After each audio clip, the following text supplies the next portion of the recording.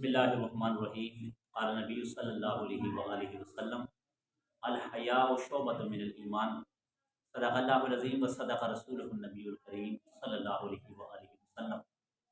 شریعت محمدیہ صلی اللہ علیہ وآلہ وسلم میں فرمایا گیا کہ الحیاء شعبۃ من الایمان، کہ حیا ایمان کے شعبے میں سے ایک شعبہ ہے، اور جس مومن کے پاس حیا ہو اس کے پاس دین کا بہت بڑا ہتھیار ہے، اور جس کے پاس حیا نہیں ہے تو اللہ کے نبی نے فرمایا فافعل ما شئت، جو مرضی کرے۔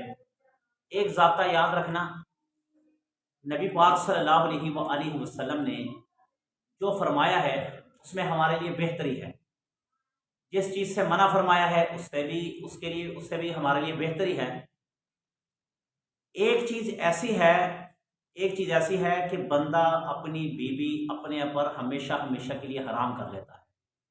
وہ کیا ہے کہ جب بندے کی اپنی بیٹی جوان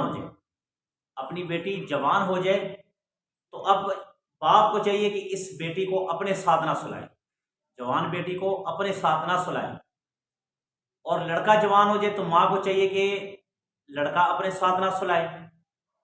یہاں پر شریعت کیا کہتی ہے اور کیوں کہتی ہے کہ بیٹی ہے باپ کی بیٹی ہے، اور باپ اور بیٹی کیا ایسے ہو سکتے ہیں، یا ماں اور بیٹا ایسے ہو سکتے ہیں؟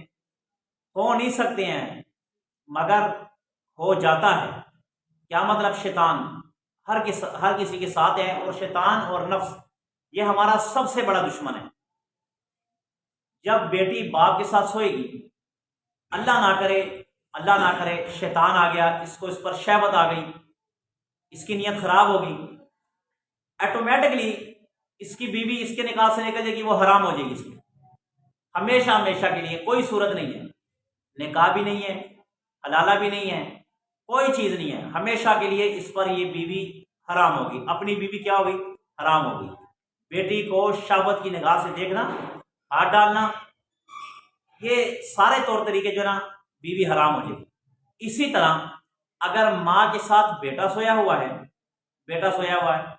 اور وہ بیٹے پہ اگر اس کی نیت میں کچھ فطور آ گیا، اس صورت میں یہ عورت جو ہے یہ اپنے مرد پر حرام ہو جائے گی۔ شریعت نے منع کیا۔ اگر آپ کہیں گے یہ آپ کیسی باتیں کرتے ہیں، یہ آپ کے ذہنوں میں آ رہا ہے، بھئی یہ ہم نہیں کہہ رہے، یہ نبی پاک صلی اللہ علیہ وآلہ وسلم نے فرمایا۔ اللہ کے نبی نے کیوں فرمایا کہ جب بچے جوان ہو جائے، بالغ ہو جائے تو ان کے بسترے الگ کر دو، ایک بسترے پر نہ سلاؤ۔ جب بچے جوان، مثال کے طور پر آج کی عمر میں 8 9 10 سال کے ہو جائے، ان کو اکٹھے نہ سلاؤ۔ یہ میں نہیں کہہ رہا، یہ اللہ کے نبی صلی اللہ علیہ وآلہ وسلم نے فرمایا ہے، اور یہ جو ساری باتیں ہیں یہ نبی پاک صلی اللہ علیہ وآلہ وسلم نے فرمائی ہے اس امت کی رہنمائی کے لیے۔ اگر آپ کہیں گے کہ یہ کیسے ہو سکتا ہے کہ باپ بیٹی کے ساتھ یا ماں بیٹے کے ساتھ، تو کیا آپ نے ایسے سینکڑوں واقعات نہیں سنے؟ سینکڑوں واقعات کہ باپ بیٹی کے ساتھ زنا کر بیٹھا، اور یہ حال ہی میں آپ نیٹ پہ سرچ کر کے دیکھیں، آپ کے سامنے کئی ایسے واقعات آئیں گے کہ باپ نے بیٹی کے ساتھ زنا کیا، زنا کی وجہ سے حمل ٹھہر گیا، اور جب بچہ ہوا تو باپ نے اسی بچے کو قتل کر کے باہر پھینک دیا تاکہ پتہ نہ چلے۔ پھر بیٹی نے رپورٹ کروایا، میڈیا نے اس خبر کو لیا اور پوری دنیا میں پھیلا دیا کہ دیکھیں ایک درندہ سب باپ اپنی بیٹی کے ساتھ یہ کرتوتیں کر رہے ہیں۔ تو یہ طریقے، اس سے بچیں۔ ایک اور کہ اگر ایک آدمی نے ایک جگہ گھر پہ شادی کی ہے، تو وہ جب گھر جاتا ہے نا تو جو اس کی بیوی کی ماں ہے اس کو کیا کہتے ہیں؟ ساس۔ اب یہ ساس پر اگر اس کو شہوت آ گئی، اگر اس کی نیت ساس پر خراب ہو گئی یا ساس کی نیت اس پر خراب ہو گئی، تو یاد رکھنا اس پر اپنی بیوی حرام ہو جائے گی۔ اور اگر سسر کی نیت بہو پر خراب ہو گئی تو پھر وہ بیٹے پہ کیا ہو جائے گی؟ حرام ہو جائے گی۔ ہماری شریعت میں یہ ہے کہ ایک آدمی اگر ایک عورت کے ساتھ زنا کر لے تو جب اس کے ساتھ زنا کیا نا، اب جس عورت کے ساتھ اس مرد نے زنا کیا یا اس کو شہوت اس نے پوری کی اس عورت سے، تو اب اس عورت کی اصول اور فروع اس مرد پر حرام ہو جائیں گے۔ اصول اور فروع کیا ہے؟ اصول اور فروع یعنی کہ اس کی اولاد اور اس کے نانا، نانی، نانا، یہ کیا کہتے ہیں لڑکے پر جو ہے نا لڑکے پر اس کی نانی، اس کی دادی، اس کی پردادی، اس کی پرنانی، یہ اس سیر سے بھی اس پر حرام ہو جاتا ہے، اس کے ساتھ نکاح نہیں کر سکتا ہے۔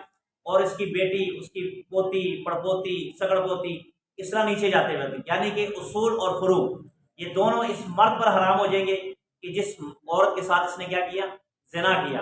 ہاں اس عورت کے ساتھ نکاح تو کر سکتا ہے، اس کے ساتھ نکاح کر سکتا ہے، مگر اس کی بیٹی کے ساتھ، اس کی بیٹی کی بیٹی کے ساتھ، اس کی نانی کے ساتھ، اس کی پرنانی کے ساتھ، یا دادی کے ساتھ یا پردادی کے ساتھ نکاح نہیں کر سکتا۔ اسی طرح ایک مرد ہے، اس نے ایک عورت کے ساتھ شادی کرنا چاہ رہا ہے، عورت کے ساتھ، مگر اس کے ساتھ ایک ستیلی بیٹی ہے، یعنی کہ اس مرد کی کیا رہی، اگر وہ شادی کرے گا تو اس کی ستیلی بیٹی ہے۔ اب اختیار ہے اس کو، چاہے اس کی بیٹی کے ساتھ شادی کرے، چاہے اس ماں کے ساتھ شادی کر لے، سمجھ آ رہی ہے؟ دونوں میں جس کے ساتھ مرضی شادی کر لے۔ اگر اس نے اس کے ساتھ شادی کر لی بیٹی کے ساتھ، تو اس پر کیا ہو جائے گی، اس کی ماں ہمیشہ کے لیے حرام ہو جائے گی۔ اگر اس کے ساتھ خلوت ڈال لی، خلوت پا لی، تو اس پر اس کی ماں حرام ہو جائے گی۔ اور اگر ماں کے ساتھ نکاح کیا اور خلوت اختیار کر لی، تو اس پر کیا ہو جائے گی، بیٹی اختیار، یہ حرام ہو جائے گی۔ یہ کچھ مسائل ہیں جو آج ہمارے معاشرے میں گلے ملے ہوئے ہیں۔ کیا گلے ملے ہوئے ہیں؟ کہ جب باپ بیٹی کو جاتے ہیں پیار دیتے ہیں، گلے ملا دیتے ہیں۔ بچنا چاہیے، شریعت کہتی ہے کہ روکو، ایسی چیز نہیں۔ بیٹی، اگر باپ بیٹی کو پیار دینا چاہے تو سر پر ہاتھ رکھو، اپنی باڈی اور اس کی باڈی اپنے ساتھ اکٹھے ٹچ نہ کریں، گلے ملنے کی کوئی ضرورت نہیں، پیار کی صورت نہیں ہے۔ پیار دل میں ہے، وہ کیا کہ بندہ سر پہ ہاتھ رکھ دے، پیار دے دے، گلے سے ملنے سے بالکل پرہیز کرے۔ اسی طرح اپنی ساس کو گلے ملنا، اس سے بھی پرہیز کرے۔ بلکہ علماء کرام تو یہاں تک لکھتے ہیں کہ ایک بہن اور ایک بھائی جب جوان ہو جائے، اکیلے کمرے میں ایک جگہ پر بھی نہ بیٹھ۔ حالانکہ بہن بھائیوں کو تصور غلط نہیں ہو سکتا، مگر شیطان تو آپ کو پتہ ہے نا، شیطان کسی وقت بھی، کیونکہ نبی پاک صلی اللہ علیہ وسلم نے فرمایا کہ جہاں ایک مرد اور ایک عورت ہونا، تیسرا وہاں پہ شیطان ہوتا ہے، شیطان آ کے برگلا دیتا ہے۔ تو ظاہر بات، بہن ہو بیٹی ہو، اس سے بچنا چاہیے، کیونکہ ہمارے معاشرے میں ایسے کئی کیسز اور ایسی کئی باتیں سامنے آ چکی ہیں کہ باپ نے بیٹی کے ساتھ اور بھائی نے بہن کے ساتھ زنا کر لیا۔ اللہ سے دعا ہے کہ ہاں ایک بات اور یاد رکھیں، اگر یہ مسائل کسی کے پاس ایسے ہو جائیں تو ضرور مفتی صاحب سے، کوئی بھی اپنا قریبی جو مفتی صاحب ہے ان سے رابطہ کر لیجئے، اس بارے میں مکمل تفصیل پوچھنی چاہیے کہ آیا مجھ سے یہ خطا ہوئی ہے۔ اب شریعت اس بارے میں کیا کہتی ہے، خود ہی مفتی نہیں بننا چاہیے، خود فتویٰ نہیں لینا چاہیے۔ اللہ سے دعا ہے کہ جو کچھ کہا